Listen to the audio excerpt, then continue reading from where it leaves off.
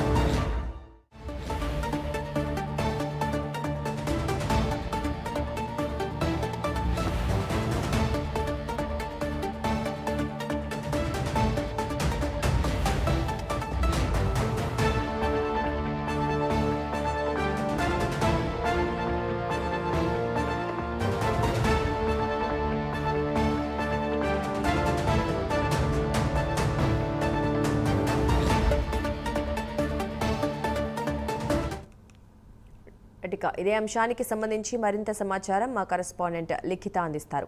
లిఖిత, చెప్పండి. సృష్టి కేసులో డాక్టర్ నమ్రత కస్టడీ అయితే ముగిసింది. మరి ఈ నేపథ్యంలో పోలీసులు ఇప్పటికే ఆవిడని విచారించిన నేపథ్యంలో మరి నెక్స్ట్ స్టెప్ ఏం తీసుకోబోతున్నారు, ఏంటి పరిస్థితి? రైట్, ఇప్పటికే ఈ సృష్టి కేసు ఏదైతే ఉందో ఇందులో ఇప్పటికే 5 రోజుల పాటు కూడా డాక్టర్ నమ్రతను పోలీసులు కస్టడీలోకి తీసుకోవడం కావచ్చు, 4 రోజులు పూర్తి స్థాయిగా ఆమె దగ్గర నుండి చాలా ఇన్ఫర్మేషన్ తెలుసుకున్నట్లుగానైతే తెలుస్తుంది. ఇందులో భాగంగానే దాదాపుగా ఈ కేసులో 12 మందిని కూడా అరెస్ట్ చేశారు. వారి నుండి కూడా ఈ చైల్డ్ ట్రాఫికింగ్ ఎక్కడ జరుగుతుంది, ఏ విధంగా జరుగుతుంది, ఎవరెవరు ఇందులో మెయిన్ పర్సన్స్ ఉన్నారు అనే విషయం పైన కూడా ఇప్పటికే ఆరా తీయడం జరిగింది. అందులోనే కొన్ని కీలక వ్యక్తులకు సంబంధించిన సమాచారాన్ని కూడా సేకరిస్తున్నట్లుగానైతే తెలుస్తుంది. అయితే ఈ రోజు చివరి రోజు, నమ్రతకు సంబంధించి ఇవాళ చివరి రోజు. మిగతా నిందితులకు సంబంధించి అయితే మరో 2 రోజులు కూడా ఈ యొక్క కస్టడీ అయితే ఉన్నది. అయితే దీనికి సంబంధించి నమ్రత ఇచ్చిన వాంగ్మూలం ఏదైతే ఉందో దాన్ని బేస్ చేసుకునే పూర్తి స్థాయి ఇన్వెస్టిగేషన్ అనేది కొనసాగుతున్నట్లుగానైతే ఇటు అధికారులు చెప్పడం జరుగుతుంది. ఇది చాలా పెద్ద నెట్వర్క్. సో ఈ నెట్వర్క్ లో ఎవరెవరు ఉన్నారు అనే విషయం పైన క్షుణ్ణంగా పరిశీలిస్తున్నాము.